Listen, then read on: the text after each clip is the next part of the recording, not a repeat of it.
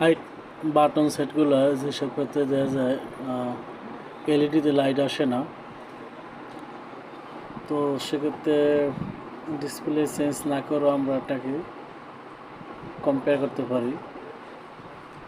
তো আপনার কিপ্যাডের যে লাইট আছে পজিটিভ থেকে ডিসপ্লের যে পজিটিভ লাইটের লাইন আছে সেখানে জাম্পার করে দিলেই একটা পারফেক্ট সলিউশন হবে।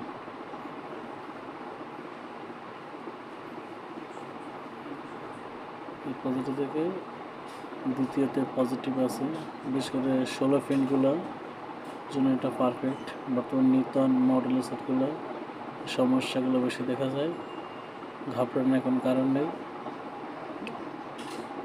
জাম্পার করে দিলে সলিউশন হয়ে যাবে। ধন্যবাদ।